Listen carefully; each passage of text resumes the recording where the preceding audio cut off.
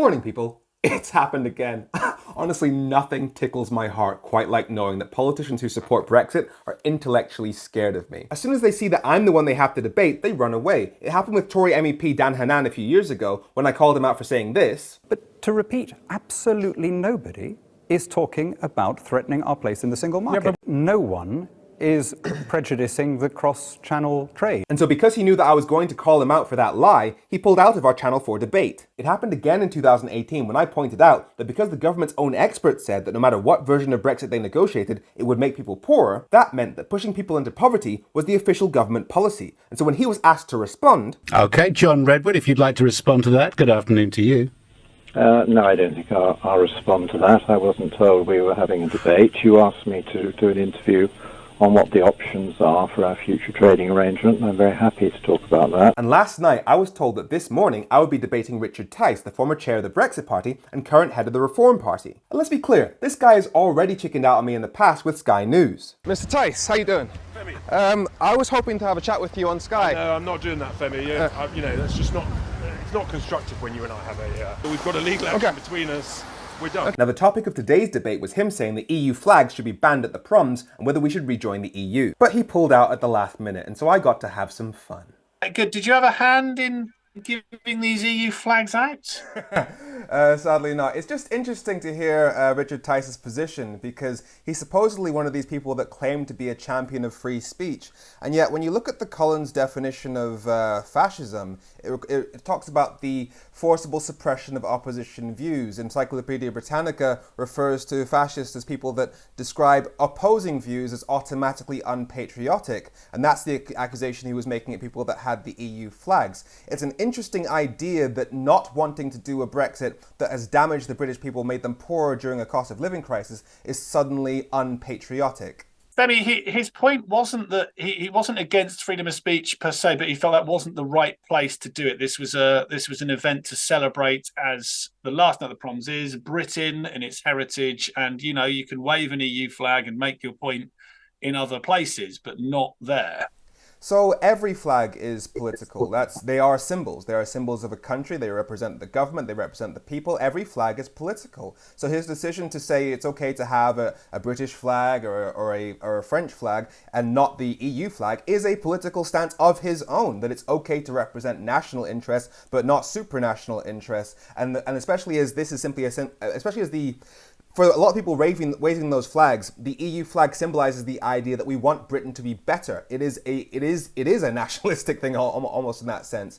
And it's interesting just the way he talks about this, because the reason why the people like me exist, there's a rejoiner movement. There's a reason why, according to YouGov, 62% of the public compared to 38% are in favor of rejoining the EU. And that's because it's made us poorer. We can't afford this right now. We can barely afford food, let alone Brexit. The British Chamber of Commerce says that 56% of businesses have struggled to sell to the EU. The Small Business Federation says it's undeniably made things harder. The Nuffield Trust says that they've found it harder to get medicines and doctors to staff the NHS. It has made every section of our lives harder.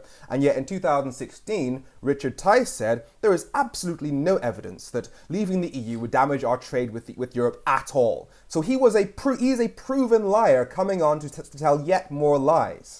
Well, I don't. Richard's now left the conversation, so I can't get Richard back to respond to what you've just called him there, Femi. But how unfortunate. That is your opinion, and I can't get Richard to respond to that. Let's just bringing it back though to the reason you're here, which is to discuss whether the EU flag should have been waved at the finale of the proms. The proms it's a national pride in a Britain event. It's a British event. So I'm sure people who wave the Union Jack wouldn't have any problem with other nations having their own events and waving the national flag. What is the problem with just saying this is a British event, wave the Union Jack, please, or your own nation? There's no distinction. If you're waving a French flag, a German flag, a Tunisian flag, it's all just the notion of flags that denote places in the world. So does the EU. The only difference is that those countries are bound together. It's almost a 2-for-1, no, 27 for one deal. You get to represent that many flags in a single flag. This is just utter bias on behalf of people like Richard Tice, who simply don't like the EU, who support Brexit, and they're trying to impose their political views on people. It is a complete contradiction of freedom of speech from people that supposedly champion it. Let's come on to one of the other points you're making, Femi. We have Remainers now become rejoiners. Is this a movement now? Oh yeah, absolutely. I mean, there's going to be a huge protest. In fact, the second Rejoin March will happen on Saturday, the 23rd of September, so in just under 2 weeks' time, and it will be in London, and you can meet at the Marble Arch. And that's because, as I said, according to YouGov, by 62 to 38, the majority of the UK wants to rejoin the EU. The majority of the UK believes that Brexit was a mistake. And in a situation where polls done show that I think it's about over half of low-income families are skipping meals to feed their kids, we are in a desperate position. If we can't afford Brexit, if we can't afford food, we definitely can't afford a Brexit, which, according to the Bank of England, is costing every household £1,000 a year, has raised food prices by 6%. We cannot afford that. So we need to, and right now, given that there's very few options for the government to do to improve the economy because of things like the war in Ukraine, because of the legacy of COVID, the one thing the government could do to improve our lives would be to rejoin the single market, which even Michael Gove has said, Jeremy Hunt has said, would improve our economy. They're simply choosing not to do it. The government is deliberately hurting us, which is why there's going to be people taking to the streets to say, no, we refuse to accept the notion that our politicians deliberately hurt us. Femi, you've spoken about freedom of speech. What about democracy?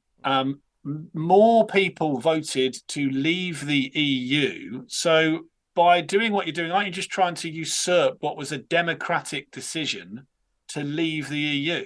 So for starters, we just had Richard Tice on. His party literally said that in a vote, if there was a referendum between Boris Johnson's deal and Remain, Colin, Remain wins that referendum and wins it every single time. Remain wins that referendum and wins it every single time. And that's because the deal that was negotiated looks nothing like the deal that was in the minds of people who voted for Brexit in 2016. Also, it's been 7 years. The idea that you could be bound permanently to poverty because of a vote that happened 7 years ago, we've had about 2 elections in that time. The idea that people can't change their minds is ridiculous. And again, anti-democratic, especially as all the evidence shows people have turned against Brexit because of the situation we're in, because we can see that it's hurting us. The most democratic thing to do right now, given that, especially as old generations have moved off the ballot and younger generations have moved on, and the younger generations have no time for Brexit at all, would be to revisit this issue and look at where we are now. Now, while that was a lot of fun, we do need to get to the point where politicians are not allowed to go on TV or radio if they're not willing to debate people who know their stuff, especially if they're proven liars.